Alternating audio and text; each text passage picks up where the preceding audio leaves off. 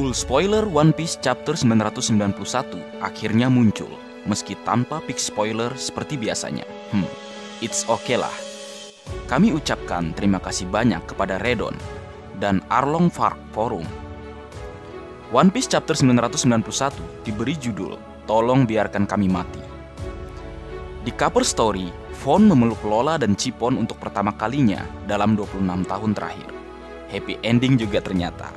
Dan apakah ini pertanda akan adanya upacara pernikahan antara Lola dan Gotti dengan adanya wali nikah sah, yaitu ayahnya atau Von? Canda-canda.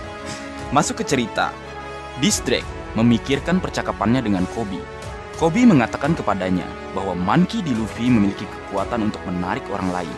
Yap, hal tersebut juga diakui oleh pendekar pedang nomor 1 di dunia One Piece ya, yaitu Takanomi Dracul Mihawk saat Arch Marineford. Kembali ke cerita, Roronoa Zoro memblokir atau menahan Distrek. Dia bilang dia tidak bisa mempercayainya. Jinbe memperingatkan Distrek bahwa ada aturan kehormatan bahkan di dunia bajak laut sekalipun. Jadi dia tidak bisa mempercayai seseorang yang bisa berpindah dengan mudah dari satu kelompok ke kelompok lainnya. Luffy berkata, "Oh, tidak apa-apa, kita bisa bertarung bersama." Lalu Zoro dan Jinbe menyahutnya, "Tutup mulutmu, Kapten Bodoh." Abaikan saja respon Luffy. Mari kita fokus ke Zoro dan Jinbe yang menjadi penasehat atau orang yang mengingatkan Luffy jika sedikit melenceng. By the way, Sanji mana? Masih dipersiapkan panggungnya di chapter selanjutnya kayaknya. Di bagian lain, Pac-One berubah ke dalam mode buah iblisnya, Zoan Purba model Spinosaurus, dan kemudian menyerang para samurai. Namun dia dihentikan atau terkena serangan jarak jauh. Usopp, Midori Boshi, Dokuro Bakuhatsu, Green Star, Skull Bomb Grass. Jika kalian sedikit lupa jurus ini, seingatku, Usopp pernah mengeluarkannya saat di jembatan penghubung Pulau Greenbeat dan Dressrosa saat mengalahkan ikan petarung bersama Robin Chuan. Sugoi, God Usopp idolaku. Kembali ke cerita, Ulti mencoba mencari siapa yang melepaskan tembakan ke arah Pac-One dan dia melihat Nami. Kemudian Nami berkata, "Saya Nami dan saya senang membasmi kadal seperti Anda." Namun sebenarnya bukan Nami yang berbicara. Usopp ada di belakang Nami dan dialah yang mengatakan itu pada Ulti. Memang gak ada akhlak Usopp. Gimana reaksi Nami ya setelahnya? Tapi yang pasti setelah itu keduanya, Nami dan Usopp mengeluarkan jurus andalan langkah 1000 atau kabur dan membuat Pac-One dan Ulti mengejar mereka. Jadi ingat masa-masa lalu. Berpindah ke cerita lain, Scratchmin Apu menyerang Luffy yang tidak menggunakan Gear Force lagi. Tetapi Luffy dengan cepat menutupi telinganya tepat waktu untuk menghindari serangan Apu. Tuh, Luffy udah balik ke wujud biasa dan gak kayak dulu lagi yang teler dan harus istirahat 10 menit. Tanda-tanda apa ini? Kalian pasti tahu apa yang kupikirkan. Berlanjut, Apu mencoba membantu Hacha agar tidak mabuk lagi. Dia bertugas mengendalikan para Numbers dan mengatakan bahwa Numbers yang lainnya mudah dikalahkan karena mereka mabuk.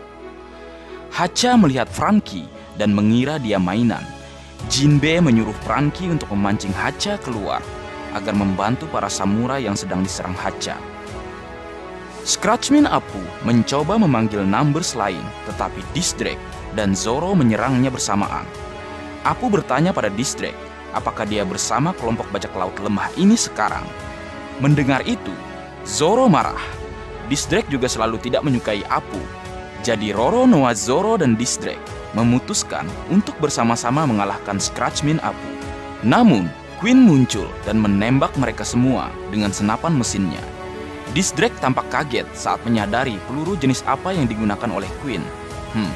Apakah itu peluru batu laut khas negeri Wano Kuni? Seperti yang digunakan para Kroco saat menyerang Law. Berpindah ke puncak kubah atau atap tengkorak Pulau Onigashima, semua anak buah Kaido dan Numbers Naki dikalahkan.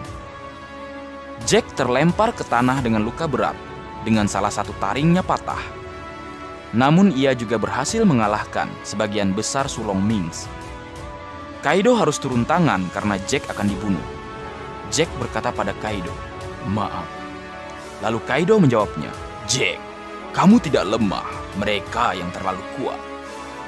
Kemudian kita akhirnya melihat bentuk Inuarashi dan Nekomamushi dalam sulong mode di halaman ganda yang menakjubkan. Wow. Kinemon berterima kasih kepada para Minks karena telah membuka jalan bagi mereka untuk menuju Kaido. Kaido meminta Jack pergi untuk memulihkan diri. Dia kemudian tertawa dan mempersiapkan semburan apinya. Kaido berkata, "Berapa kali menurutmu kamu bisa lolos dari serangan ini?" Lalu Kinemon menjawab, "Kami tidak pernah berpikir untuk melarikan diri." Kinemon menggunakan gaya Kitsune Biryu dan memotong semburan api Kaido menjadi dua dan juga melukai mulut Kaido. Badas memang Kinemon. Para Red Scabbard berkata, "Kami sudah selesai melarikan diri dan bersembunyi. Jadi, biarkan kami mati di sini sebagai samurai Tuan Kozuki Oden. Dan kami akan membawamu bersama kami, Kaido." Gile badas. Sedikit membahas, mungkin ada yang bertanya, kok up banget sih kekuatan Kinemon? Dan kenapa Kaido sampai berkata jika Jack bukan lemah, tetapi mereka yang terlalu kuat? Sekuat apa sih para Red Scabbard? Baik, aku coba melihat dari sudut pandangku. Pertama, karena jurus Kinemon memang menguntungkan dia jika melawan Kaido dengan semburan apinya. Karena jurusnya bisa menebas atau memotong api, seperti saat Arch Panghazard. Kedua, sepertinya Kaido mungkin merasakan kekuatan dari para Red Scabbard. Dulu, saat Arch Barati, tepatnya pada chapter 66, saat awal-awal One Piece. Ketika itu, Luffy sedang berduel melawan Don Krieg. Sanji mendapatkan pelajaran berharga dari Zep yang mengatakan bahwa di dalam pertempuran bajak laut, kau dapat memilih kematianmu atau keselamatanmu. Orang yang takut akan kematian, meski hanya dalam waktu sedetik saja, maka dia akan kalah. Sedangkan orang yang memiliki insting atau tidak takut akan kematian, tidak akan pernah kalah dalam setiap pertempurannya. Intinya sih, kalau menurut hematku Leo, ketika seseorang sudah tidak takut mati, adrenalinnya akan meningkat dan dia akan mengeluarkan potensi-potensi yang tidak dapat dikira-kira. Contoh, pas kebakaran, orang bisa ngangkut lemari sendirian loh. Akhir cerita, minggu depan tidak libur. Senang kan kalian? Mungkin segitu dulu yang bisa aku bagi bersama kalian untuk pra-review atau review akan kubuat saat manganya rilis. Sekian!